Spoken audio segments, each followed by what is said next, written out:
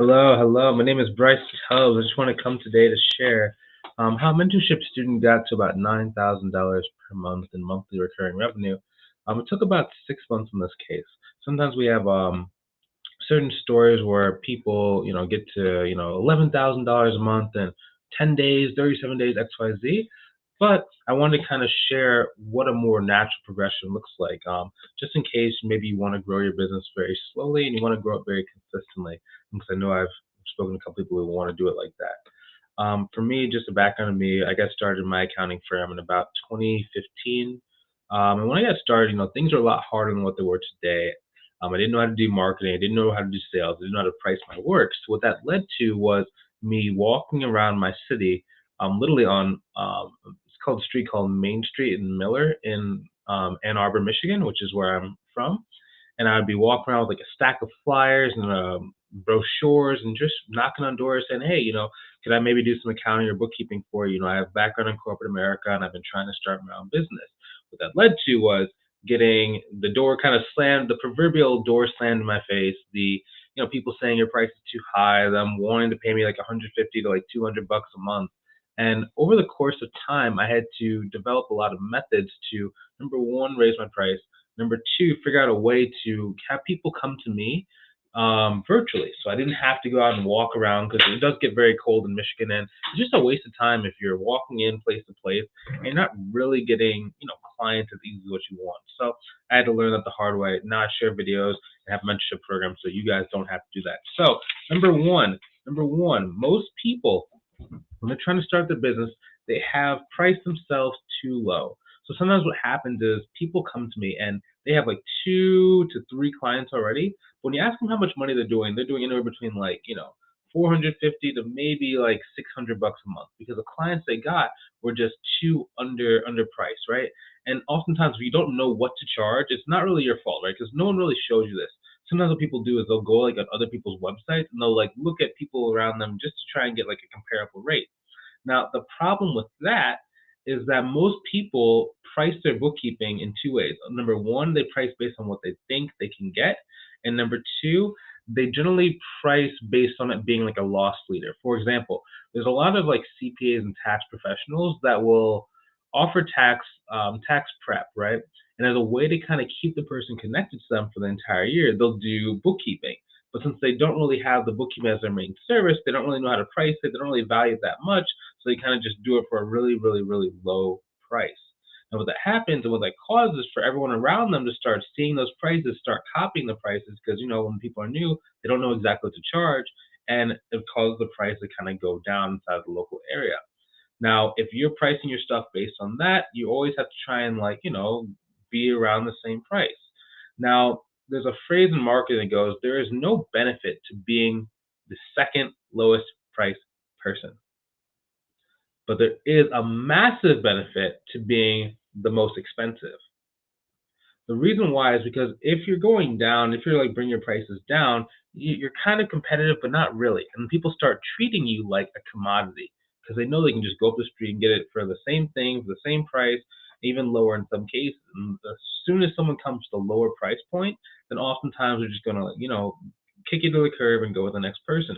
However, when you're the highest price point, it actually comes with a little bit of a reverse psychology. Number one, they think you're more valuable. Number two, people are willing to pay more money for people they have, like they believe has expertise.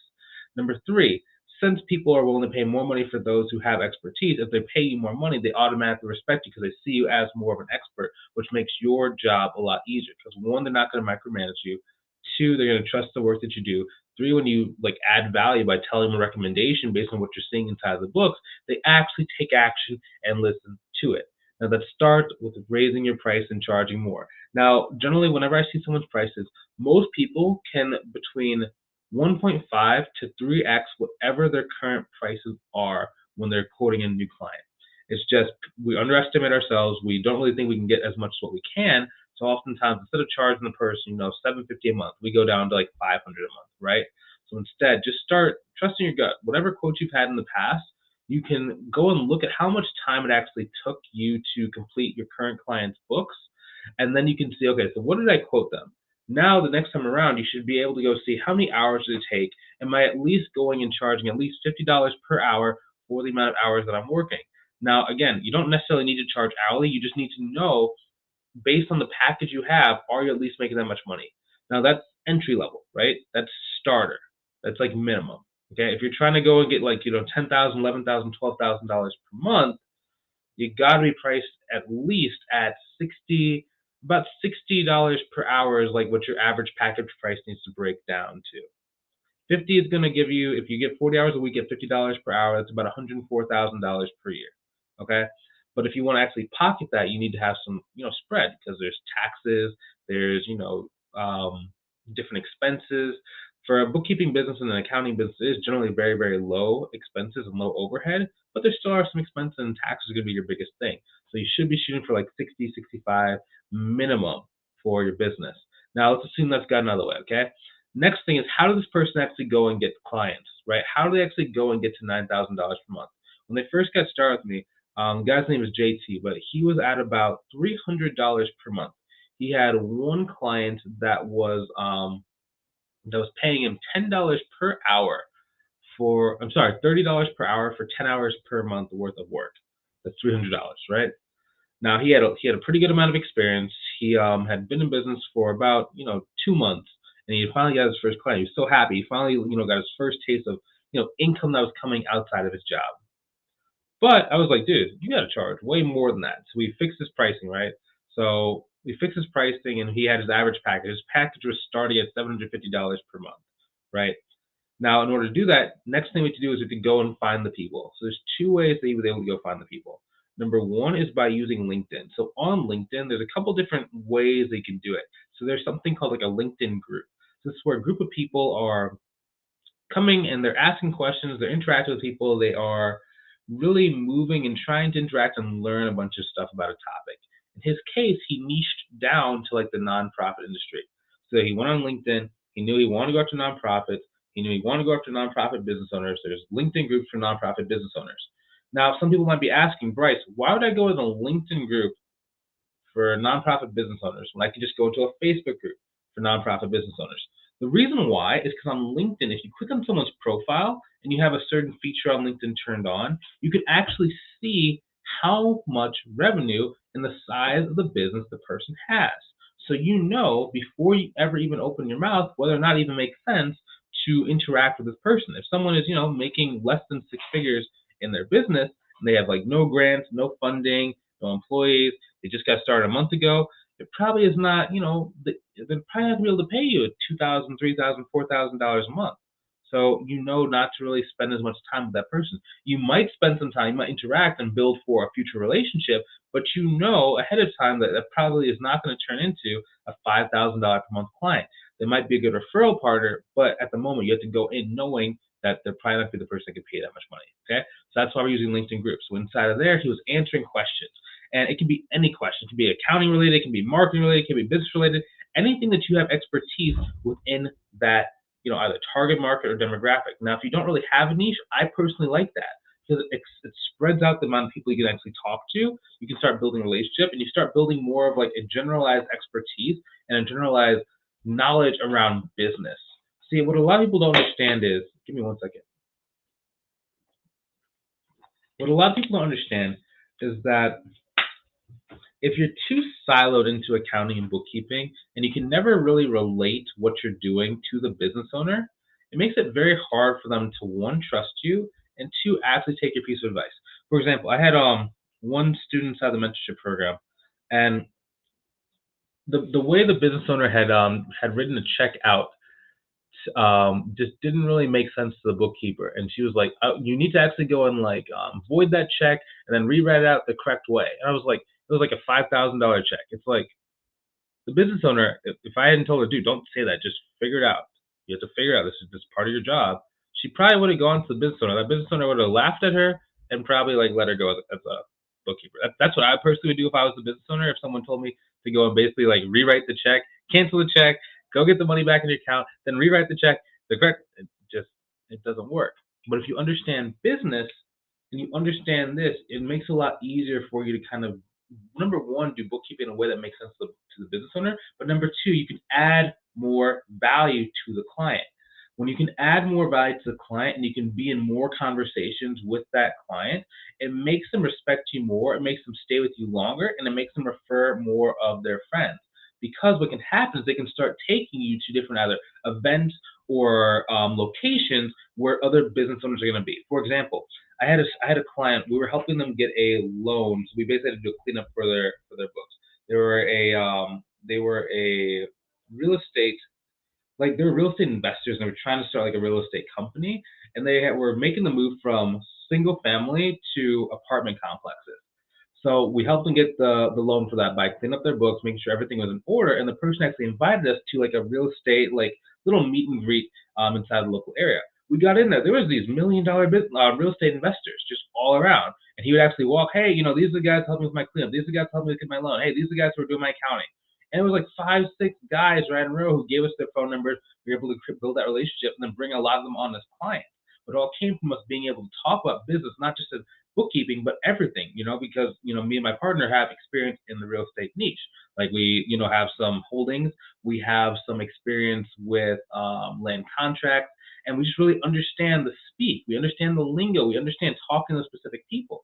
And it makes it really cool that they can talk to us about a lot of different things. They can ask us, hey, what do you think about this deal? Do you think I should do this? Have you guys ever experienced something similar to that? And it's not just about bookkeeping and accounting. It's about business in general, and it makes it very easy for them to like us, trust us, and stay with us for a lot longer. And then we ask to raise our rates because either the scope of work has changed or our pricing has just gone up or we filled up. They're more likely to do it because they respect us and they want to keep the relationship alive. That's how you start adding more value. Now, going back to, okay, how does that translate back to going inside these LinkedIn groups? You want to be able to just interact with as many of the business owners that are qualified as possible, no matter what they're really talking about, like within reason. Like if you have no experience with what they're talking about, you don't really have to answer that question. You might Google and get like some understanding of it and then answer the question and then talk to them. But if you don't really know, like you can still stay inside of your lane. Just kind of stretch yourself a little bit further than what you would, but don't, start giving advice to like a business owner if you don't really know exactly what you're doing, right? So stay in your lane, try and help out, try and be as interactive as possible, try and really connect with the different business owners inside the space. And then once that happens, once you answer the questions, once they start the conversation, then you connect with them on LinkedIn. Once you've connected with them on LinkedIn, you can just start talking about, what are they going through in their business? What are their needs? How can you help? Who can you refer to them? Who can you send their way? What kind of clients they like? What kind of projects they're looking for? And they're going to start telling you that. From there, you can start really understanding how their business is structured. Do they have a CFO in place? Do they have a CPA in place? Do they have a bookkeeper in place? Do they have an office admin in place? What do they have? And wherever they don't have like stuff in there, you can fill that gap and you can make it really easy to, just have a natural conversation about how you can further help them. Now, once you're able to do that, it makes it very easy for you to grow your business. Now, he did that for about 3 months, and that's how he got a really good solid base, about $4,500 per month, right? It took about 3 months for him to be able to do that. Now, the second way that he went about getting clients is once you start interacting inside of those different groups, the owners of the groups and other people inside the groups that were what we call connectors or influencers started reaching out to him and being like, hey, you seem like you know a lot of stuff about the space. Would you maybe want to come do like a podcast appearance, or would you like to come on like they have like this private community. In this particular case, one of the influencers was like a business consultant for nonprofits, and they had like this private community of people who were paying money to be a part of it, right? So basically, what happened was every once a quarter they'll do a presentation. He can go and just share some things that he learned, or some stuff that he knows, or some different ways they can account for all their books, some different ways they can make everything compliant, so they don't lose their designation. And it's about once a quarter he does this, right? Now, from every single one of these presentations he does, he gets about 1 to 3 clients from them, okay? Now, why is that important to you? Because there's going to be people inside of the online space, and inside of your niche, and inside of the local area who have business owners who are already basically attached to them or under their influence. That's why we call them influencers, because they have people under their influence. Now, when these people partner with you and tell you who to go after or who to talk to, it makes it very easy for you to grow your business. The first step with the LinkedIn groups, that's kind of manual. It does take a little bit of time for you to get going, to get known. But then once you're known inside that space, now these influencers start coming out of the woodworks and they start wanting to help you out because you've offered so much value to all these people and you've shown and demonstrated that you are an expert. Now they're going to help you out even further, okay? So once you have that, your goal and your job is to start going and adding more partners. I like to add between 1 to 3 partners every month. And it also depends on the speed of growth, right? As you start hitting your income goals, of course, you don't really need to keep adding more partners. You can if you want, but the partners that helped you get there are generally going to be adequate enough. You just, once you get to your goal, you just tell them, hey, for the time being, I'm kind of full, so I'm not going to be taking on more clients. But here's another person you can maybe refer people to in the meantime until I'm open again, right? But along the way, you can really grow this at the speed that you want, right? Because not all single partners are created equally, right? You might have one partner that gives you like 5, 10, 15 clients, right? You might have one client that gives you one client every 2 years, right? But the goal is to try and get as many partners as you possibly can based on the speed that you're looking for of getting to your goal. Now, this particular case, in order for him to get the remaining $4,500 per month, he only needed about 3 partners. He needed one who was that consultant, does that, every 3 months they will do some sort of presentation or some sort of like interactive thing with the community.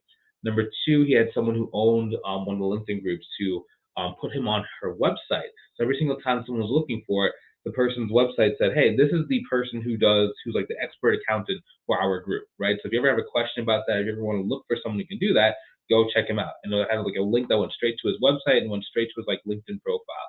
And that brings in a pretty good amount of traffic. Then the third one is just someone inside the local area that knew a lot of like nonprofit business owners. Because I think I can't remember if the person owned a networking group or if they were just really deeply entrenched in the networking scene that caused them to know a lot of people, and they would just like be giving clients to them. So they probably sent about like I think five consultation calls every 6 months.